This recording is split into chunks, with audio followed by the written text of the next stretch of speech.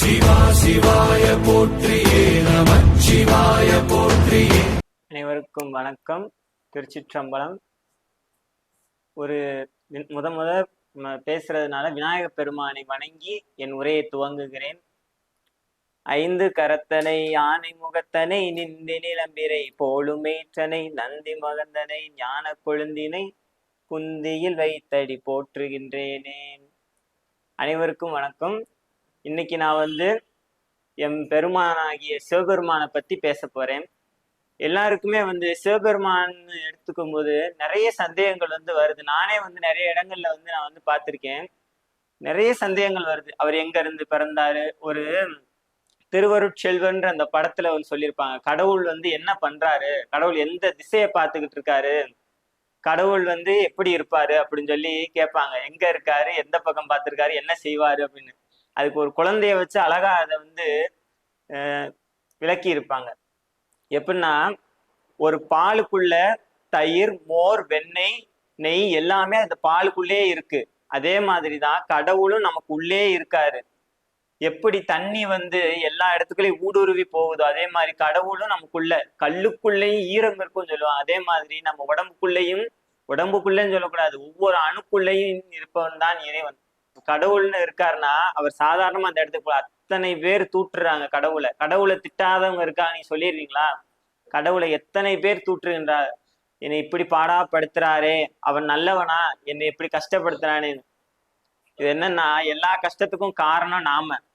எப்பயுமே கையை நம்ம இப்படியே நீட்ட பழகிட்டோம். என் கஷ்டத்துக்கு இவர் காரணம், அவர் காரணம், அவங்க காரணம். திருப்பி இங்கிட்டு நீட்டுங்க, எல்லா கஷ்டத்துக்கும் நாம தான் காரணம். கேள்வி எங்க இருந்து பிறக்குதோ அங்க இருந்தா பதிலும் வரும். அப்ப கேள்விக்கு காரணமும் இந்த மனம்னா, அந்த பதிலும் அந்த மனதிற்குள்ளேயே தான் இருக்கும். எப்பயுமே இந்த வழிபாடு முறைகள் நம் மனதை ஒப்புக்கொண்டவை. நம்ம எதை நினைச்சு வேண்டுறோமோ, எப்படி வேணாலும் இறைவன் ஒப்புக்கொள்வார். சாக்கிய நாயனார் கல்லை எடுத்து இறைவன் மேல எரிஞ்சாரு, அந்த கல்லும் பூவாக மாறியது.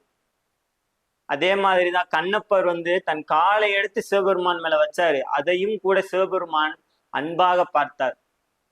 ஒரு குரங்கு சிவபெருமான் சிவலிங்கம் கீழே இருக்கு, மேல இருந்து ஆடிக்கிட்டே இருக்கு வில்வ மரத்துக்கு மேல. அதை ஆடி உளுப்பி அந்த இலைகளை கீழே உதுக்குது. பார்வதி கோவப்படுறாங்க, இந்த குரங்கு இப்படி சேட்டை பண்ணுதேன்னு. அப்ப சிவபெருமான் சொன்னாராம், செய்தது குரங்கா இருந்தால் விழுந்தது வில்வம் தானே அப்படின்னு சொல்லி, இந்த குரங்குக்கு உனக்கு என்ன வரம் வேணும் அப்படின்னு சொல்லி கேட்டாராம். அதுக்கு அந்த குரங்கு எனக்கு எதுவுமே வேண்டாம் இறைவா அப்படின்னு சொல்லி சொல்லிச்சான். அப்போ உடனே சிவபெருமான் சொன்னாராம், அடுத்த பிறவியில நீ ஒரு நாட்டுக்கே அரசனாக பிறப்பாய் அப்படின்னு சொல்லி வரம் கொடுப்பாரு. அப்ப அந்த குரங்கு சொல்லிச்சான், என்னதான் நான் உங்க மேல் பக்தியா இருந்த, செல்வம் உடனே நான் என் நிலையை மறந்து விடக்கூடாது. அதனால நான் என்னதான் மன்னவனா இருந்தாலும் இந்த குரங்கு முகம் மாறாமல் என்னை மறுபிறவியில இந்த குரங்கு முகம் மாறாமல் படைத்து விடுங்கள் அப்படின்னு சொல்லி கேட்டுச்சான்.